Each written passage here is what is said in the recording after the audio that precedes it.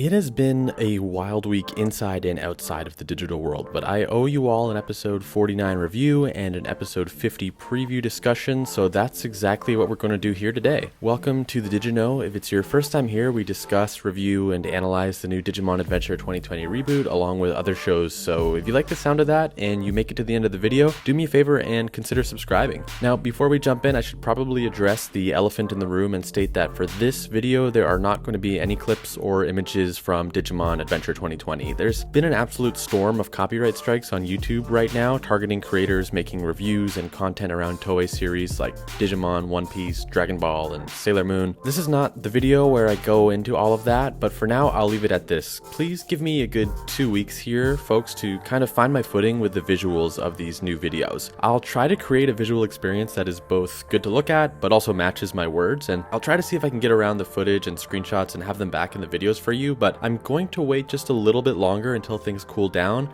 and the entity that's blasting off all these copyright strikes decides to chill out a bit, and then we'll look into putting back in clips. But at the end of the day, if you're joining me on the channel, you've already seen the episode, and in theory, you want to hear my thoughts, not see the show you've already watched, so I really hope you understand, and thank you in advance for your support. But anyways, time for the episode 49 review. Overall, Digimon Adventure episode 49 is probably a top 10 episode for me. Why? Well, we see the team wrestle with defeat and fear, which is very rare for this show. Taichi just sacrificed himself in episode 48, taking down an enemy that none of the kids stood a chance against and who, frankly, didn't even seem interested in them. Mugendramon was after the Cloud Continent and nothing more, seemingly. So in this episode, we're without Taichi, without Agumon, and we're reminded that these are children lost and trapped in a world they don't understand, scared, vulnerable, without their families and their Digimon security guards. They're all burnt out and in recovery mode. It's one of the first times the series explores them being overwhelmed. It's incredibly humanizing and an important evolution for the kids. We see certain Digimon partners like Goldramon try to push forward, basically begging their human partners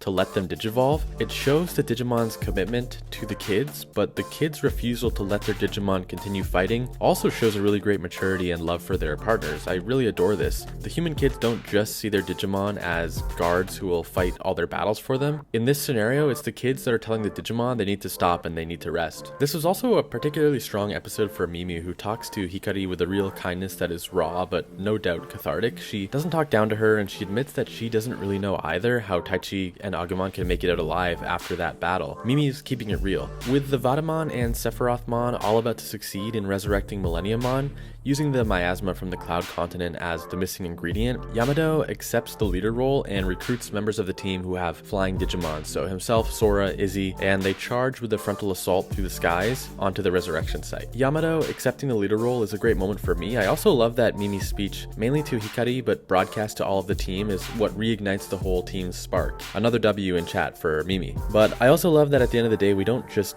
win all of a sudden. Even with the morale boost, Matt's group fails to stop the Rebirth of Millenniummon, and we get this beautiful form that has the Chimeramon body, the Mugendramon canyons, and that Zed Millenniummon kind of aura on its back. This is almost some Evangelion third impact level of intensity and creepiness. But when all hope is lost, there's a flaming explosion, and we get one of the coolest shots of WarGreymon we've ever seen, marking the duo's return. I could have gone with Taichi away a little longer, but we did get strong character beats and growth for characters like Matt, Mimi, and Kari, who learned to grow without his presence around. So overall, I don't super mind that he's back already. What caught me by surprise though was seeing the kids kind of disappear / glitch out at that moment. Let me know what you think, because I've seen it both ways. Do you think they were absorbed into Millenniummon or into WarGreymon? Overall, this Darkest Before the Dawn episode works for me a lot. The kids having an existential crisis over their first real loss is a pretty big milestone moment. The fact the bad guys have the upper hand was great for me, and whether or not you thought Taichi's revival came too fast, we can probably all agree that the WarGreymon shot was ridiculously cool. It's really a shame I can't show you it on screen right now, but I don't want to take any chances. Episode 50 preview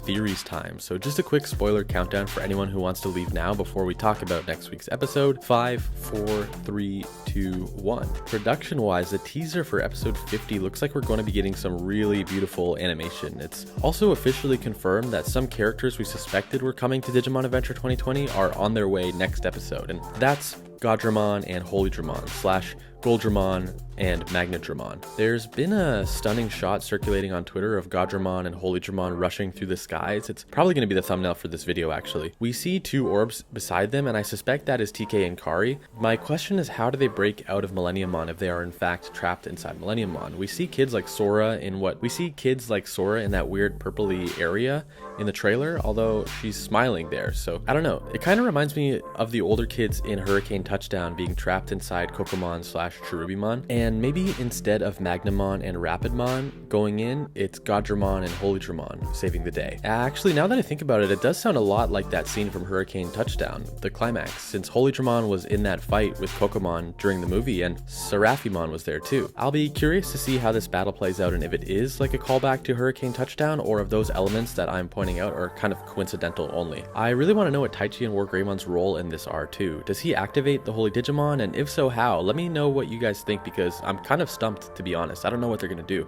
But that'll do it for today. Once again, please bear with me for a good 2 weeks until I find my footing with the visual editing of these videos. Clips will most likely return, but I need to read the room and see what the landscape on YouTube is looking like before I risk the channel getting shut down. Even though it's worth noting the way that the TheDigiKnow has been presenting anime clips so far, it is protected under fair use law for commentary and criticism. The analogy I made before, I'll make it again, is that if it was okay to strike down my videos, it would be like saying every IGN video game or movie review you ever saw deserves to be struck down because it shows you clips from the game or the movie. That's just really absurd. If you haven't heard, I launched a second channel just in case things go bad and I can't upload here. It's called TheDigiKnow 02. I would love for you to subscribe there if you're already a subscriber on this channel, just so that if suddenly one day you try to search for these videos and they're all missing, you know you can go to the TheDigiKnow 02 and you'll find some kind of update telling you what's going on. Okay, but thank you for all the support. It was genuinely really heartwarming this week. We'll talk more soon, but until then, I'll see you in the next video.